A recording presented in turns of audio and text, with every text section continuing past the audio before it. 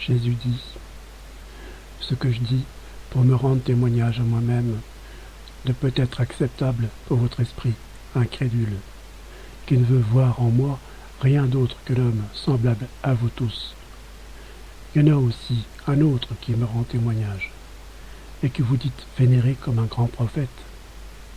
Je sais que son témoignage est vrai, mais vous qui prétendez le vénérer, vous n'acceptez pas mon témoignage, pas son témoignage, parce qu'il est différent de votre pensée qui s'oppose à moi. Vous ne recevez pas le témoignage de l'homme juste, du dernier prophète d'Israël, parce que quand cela ne vous convient pas, vous dites que c'est qu'il n'est qu'un homme et peut donc se tromper. Vous avez envoyé des gens interroger Jean, dans l'espoir qu'il dirait de moi ce que vous désirez, ce que vous pensez de moi, ce que vous voulez penser de moi. Mais Jean a rendu un témoignage conforme à la vérité, et vous n'avez pu l'accepter, puisque le prophète dit que Jésus de Nazareth est le Fils de Dieu. Vous prétendez, dans le secret de vos cœurs et par crainte des foules, que le prophète est un fou, comme l'est le Christ. Moi non plus, cependant, je ne reçois pas le témoignage de l'homme, fût-il le plus saint d'Israël. Je vous dis, il était la lampe allumée et lumineuse, mais vous avez bien peu voulu profiter de sa lumière. Quand cette lumière s'est projetée sur moi, pour vous faire connaître le Christ pour ce qu'il est, vous avez laissé mettre la lampe sous le boisseau, et, avant encore, vous avez dressé entre elle et vous un mur pour ne pas voir, à sa lumière, le Christ le Seigneur.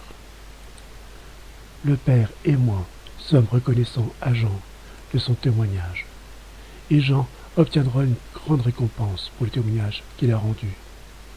Pour cette raison, il brillera au ciel, et, de tous les hommes là-haut, il sera le premier soleil qui resplendira, lumineux comme le seront tous ceux qui ont été fidèles à la vérité et affamés de justice. Mais moi, j'ai un témoignage plus grand que celui de Jean. Ce sont mes œuvres, car je fais les œuvres que le Père m'a donné à accomplir, et elles témoignent que le Père m'a envoyé en me confiant tout pouvoir. Ainsi, c'est le Père lui-même qui m'a envoyé. C'est lui qui témoigne en ma faveur. Vous n'avez jamais vu son visage, ni entendu sa voix, mais moi, je l'ai vu et je le vois, je l'ai entendu et je l'entends. Sa parole ne demeure pas en vous, parce que vous ne croyez pas à celui qui l'a envoyé. Vous étudiez l'Écriture parce que vous croyez obtenir par sa connaissance la vie éternelle, et ne vous rendez-vous pas compte que ce sont justement les Écritures qui parlent de moi? Pourquoi donc persistez-vous à ne pas vouloir venir à moi pour obtenir la vie? Je vous le dis, la raison en est que, lorsque quelque chose est contraire à vos idées invétérées, vous le repoussez, et il vous manque l'humilité. Vous ne pouvez pas arriver à dire « Je me suis trompé, telle personne, tel livre dit vrai, et, moi, je suis dans l'erreur ». C'est ainsi que vous avez agi avec les gens, avec les Écritures, avec le Verbe qui vous parle. Vous ne pouvez plus voir ni comprendre parce que vous êtes prisonnier de l'orgueil et rendu sourd par vos propres voix. Croyez-vous que je parle ainsi parce que je veux être glorifié par vous? Non, sachez-le, je ne cherche ni n'accepte la gloire qui vient des hommes.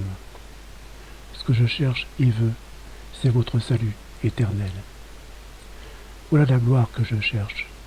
C'est ma gloire de sauveur, qui ne peut exister si je ne possède pas des sauvés. Elle augmente avec le nombre de ceux que je sauve, et doit m'être rendue par les âmes que j'ai sauvées, et par le Père, esprit très pur. Mais vous ne serez pas sauvés. Je vous connais pour ce que vous êtes. Vous n'avez pas en vous l'amour de Dieu. Vous êtes sans amour. C'est pour cela que vous ne venez pas à l'amour qui vous parle, et vous n'entrerez pas dans le royaume de l'amour. Vous y êtes des inconnus.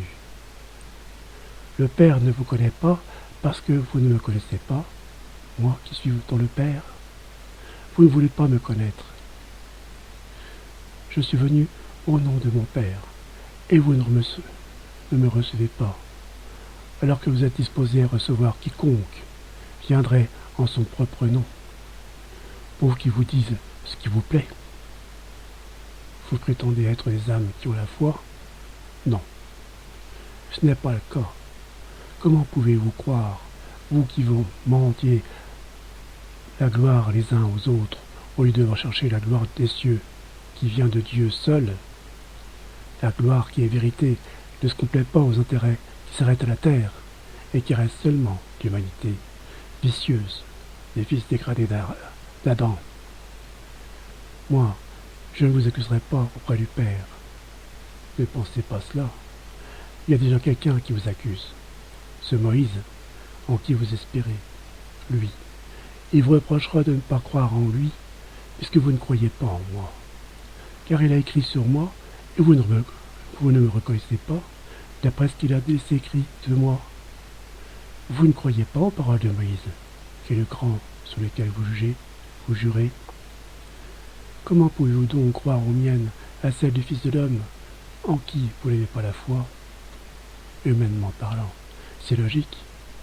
Mais ici, nous sommes dans le domaine spirituel, et vos âmes y sont confrontées. Dieu les observe à la lumière de mes œuvres, et confronte vos actes à ce que je suis venu enseigner. Et Dieu vous juge. Quant à moi, je m'en vais, pendant longtemps. Vous ne me trouverez pas.